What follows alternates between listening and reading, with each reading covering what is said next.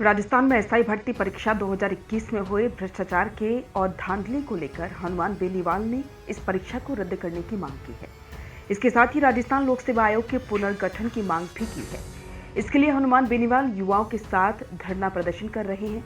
बेनीवाल युवाओं के हितों से जुड़े अन्य मुद्दों को लेकर शहीद स्मारक पर धरना जारी रखते हुए सरकार के खिलाफ अपनी आवाज को बुलंद कर रहे हैं। इसमें कई लोग उनके साथ शामिल हैं।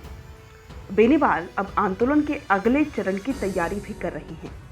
29 अप्रैल को सांसद हनुमान बेनीवाल दिल्ली में संसदीय समिति की बैठक में शामिल हुए और शाम को दोबारा से जयपुर आकर धरने में शामिल हुए।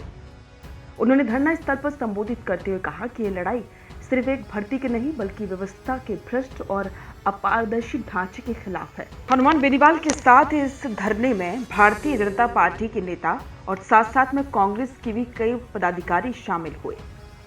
सांसद बेनीवाल ने कहा कि आंदोलन अब निर्णायक मोड पर पहुंच रहा है। अगर सरकार ने जल्द ही मांगे नहीं मानी तो जयपुर सचिवालय का घेराव किया जाएगा। आंदोलनकारी शांतिपूर्वक बैठे हैं लेकिन दृढ़ संकल्प के साथ अगले कदम की तैयारी कर रहे हैं। इससे पहले हनुमान बेनीवाल ने सरकार पर निशाना साधा था और उन्होंने अपनी सुरक्षा व्यवस्था में तैनात कमांडो को हटा दिया था।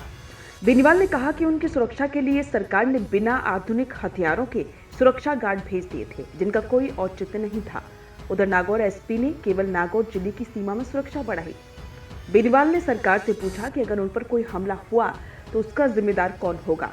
पूर्व में भी कई बार इंटेलिजेंस एजेंसियों ने जान को खतरा बताते हुए सुरक्षा मुहैया कराए जाने के निर्देश दिए थे, लेकिन भजनलाल सरकार बनने के बाद उनकी सुरक्षा को घटा दिया गया। आरएलपी सांसद हनुमान बेनीवाल ने कहा कि उनके लाइसेंस हथियार पिछले 11 साल से नागौर के स्थानीय पुलिस थाने में जमा है। एक केस दर्ज होने के बाद साल 2014 में उन्होंने अपनी लाइसेंस शुदा पिस्तौल और बंदूक थाने में जमा करवा दी थी। बेनीवाल का कहना है कि साल 2017 में उस केस में एफआईआर भी लग गई थी। इसके बावजूद उनके हथियार वापस नहीं लौटाए। उन्होंने ये भी कहा कि उनके पास पिछले 11 साल से कोई हथियार नहीं है, जबकि इंटेलिजेंस एजेंसियां कई बार जान को खतरा का इनपुट दे चुकी हैं। हनुमान बेनीवाल द्वारा सुरक्षा गार्ड हटाए जाने के बाद उनके छोटे भाई नारायण बेनीवाल ने भी अपनी सुरक्षा में लगे सुरक्षा गार्ड को हटा दिया। उन्होंने कहा कि जब उनके बड़े भाई की सुरक्षा सरकार नहीं कर रही है तो छोटे भाई को सुरक्षा लेने का अधिकार नहीं है।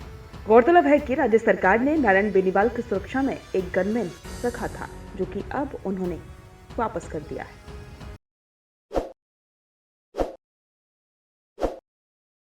ताज़ा खबरों के लिए विजिट करें द फैक्ट इंडिया की वेबसाइट और डाउनलोड करें द फैक्ट इंडिया ऐप।